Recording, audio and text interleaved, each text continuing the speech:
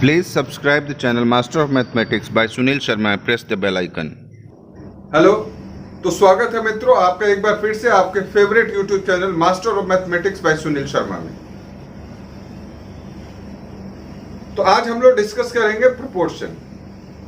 तो प्रोपोर्शन का मतलब सबसे पहले हम जाने, प्रोपोर्शन का मतलब होता है इंग्लिश में सेम रेशियो या इक्विवेलेंट रेशियोज। जब दो रेशियो आपस में बराबर हो तो उनको हम लोग कहते हैं कि ये प्रोपोर्शनल है या प्रोपोर्शन में है। हिंदी में इसका मतलब होता है समानुपात। समानुपात मतलब समान अनुपात। समान अनुपात मीन्स सेम रेशियो। तो आइए, प्रोपोर्शन को एक्सप्रेस करने का तरीका है, हम कहते हैं कि A is to B is proportional to C is to D। A is to B is proportional। ये जो चार डॉट से रिप्रेजेंट करते हैं ये प्रोपोर्शनल के लिए रिप्रेजेंट करते हैं। C is to D इसका मतलब होता है सेम रेशियो, मतलब A is to B यानी A by B is equal to C by D। चलिए, जब प्रोपोर्शन के लैंग्वेज में लिखते हैं A is to B is proportional to C is to D, तो वहां A का मतलब हो जाता है A is the first proportional, B को कहते हैं हम लोग सेकेंड प्रोपोर्शनल, C को कहते हैं हम लोग थर्ड प्रोपोर्शनल और D को कहते हैं हम लोग फोर्थ प्रोपोर्शनल। तो चलिए, जैसा कि देख सकते हैं आप कि A by B is equal to C by D को हमने क्या लिख रखा है कि A is to B is proportional to C is to D। एक एग्जांपल हम देखते हैं। If 14, 35 and 48 are first, second and third proportionals, short में प्रोपोर्शनल लिखा हुआ है, respectively, then the fourth proportional as, यानी फोर्थ प्रोपोर्शनल हमको नहीं पता है। तो जैसा कि हम देख सकते हैं यहां पर, तो डी क्या है, फोर्थ प्रोपोर्शनल है। तो सॉल्यूशन में हम क्या लिखेंगे कि first by second is equal to third by fourth।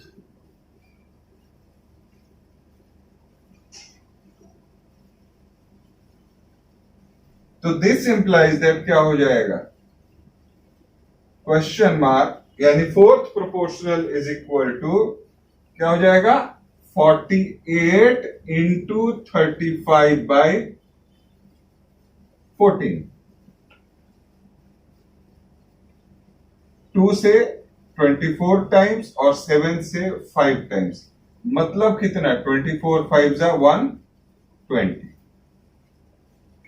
अब शॉर्ट में अगर हम देखें यहां तो 14 बाई 35 को हम क्या लिख सकते हैं, 7 2 जा 7 5 जा, तो ये भी 2 बाई 5 होना चाहिए। तो 2 कितना से 24 2 जा तो 24 5 जा यानी 120, यानी क्वेश्चन मार्क की जगह पर क्या हो जाएगा, 120 हो जाएगा। देखते हैं हम सेकंड एग्जांपल। तो क्या कहा गया, if 16 and 24 are the first and second proportionals respectively, then find the third proportional, यानी ये थर्ड प्रोपोर्शनल पता नहीं है। तो जब तीन ही प्रोपोर्शनल की हम बात करेंगे, तो जब भी तीन प्रोपोर्शनल की बात करेंगे तो बीच में जो भी आएगा वो मीन प्रोपोर्शनल कहलाता है। हम यहां पर कह सकते हैं कि फर्स्ट सॉल्यूशन में by second is equal to second by third.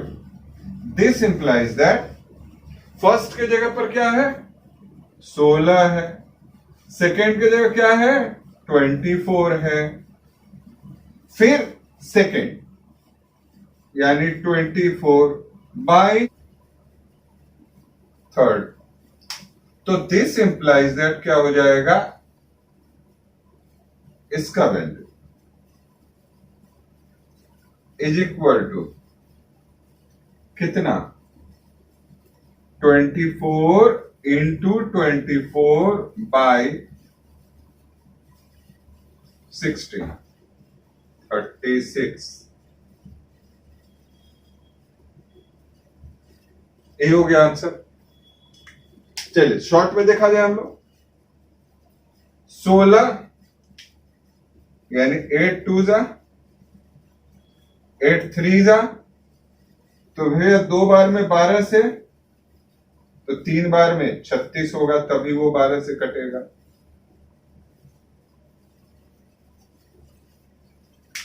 Next, find the mean proportional between 16 and 81। जाहिर सी बात है कि हम लोग बात वही कर रहे थे, जब मीन प्रोपोर्शनल की बात होगी 16 और फिर बीच में हमको पता नहीं मीन और फिर 81, यानी क्या first by second, second missing है, is equal to second by third. तो हम क्या लिखेंगे सॉल्यूशन में,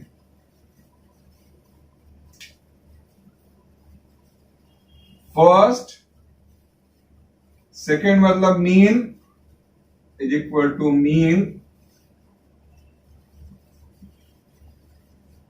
बाई थर्ड, यानी 16 फर्स्ट हो गया और 81 थर्ड प्रोपोर्शनल हो गया। तब तो this implies that 16 by mean is equal to mean by 81। तो क्या हो जाएगा, this implies that mean is equal to, तो mean into mean, mean square हो जाएगा, इज इक्वल टू 16 इंटू 81। तो मीन इज इक्वल टू क्या हो जाएगा, अंडर रूट ऑफ 16 इंटू 81। तो 4 इसका 9, मतलब क्या 36। क्लियर होना चाहिए यहां तक। तो कुछ खास प्रॉपर्टीज ऑफ प्रोपोर्शन यहां हम और देखेंगे, जैसे if A B C D, अगर हम कहते हैं if A B C D are in continued proportion, then क्या होता है, A by B is equal to B by C is equal to C by D. मतलब अगर ए का वैल्यू 2 है और बी का वैल्यू 3 है, तो ये कितना हो गया 2:3, मतलब बी ए के 1.5 गुना है, तो सी बी का 1.5 गुना होगा 4.5, मतलब डी सी के 1.5 गुना होगा, मतलब कितना 6.75। अब देखेंगे ये भी 2:3, ये भी 2:3, बी सी भी 2:3 और सी डी भी। कहने का मतलब A by B is equal to B by C is equal to C by D is equal to K, यानी के का वैल्यू यहां पर एग्जाम्पल के तौर पे 2/3 हो गया। इसका मतलब यह है कि A B C D are in GP, हर प्रेसीडिंग और फॉलोइंग टर्म का रेशियो सेम होता है। नेक्स्ट देखा जाए, if A B C D are in proportion, जब अगर हम केवल ये कहते हैं कि A B C D proportional है, तो प्रोपोर्शनल का मतलब सीधे यही होता है कि A by B is equal to C by D. अगर हम कहते हैं कि if A by B is equal to C by D is equal to E by F is equal to K हो गया, तब क्या होता है A plus C plus E plus, यानी देखो अगर बहुत सारे रेशियोज आपस में बराबर हैं, तो sum of numerators by sum of denominators का भी रेशियो वही होगा जो हर इंडिविजुअल रेशियो का वैल्यू है।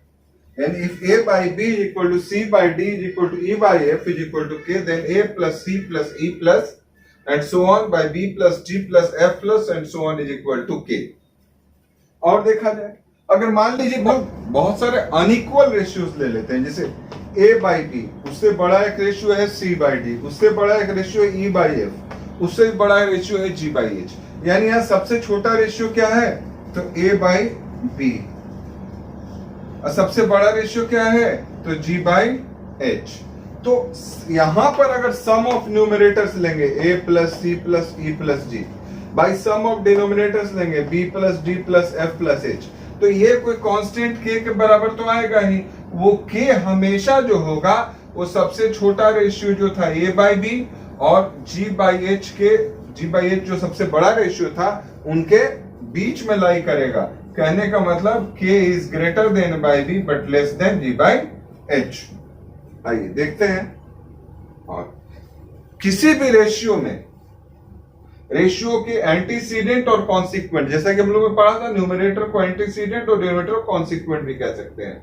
एंटीसीडेंट और कॉन्सिक्वेंट में चाहे आप सेम फैक्टर से मल्टीप्लाई कर दे दोनों में या सेम फैक्टर से डिवाइड कर दे दोनों में,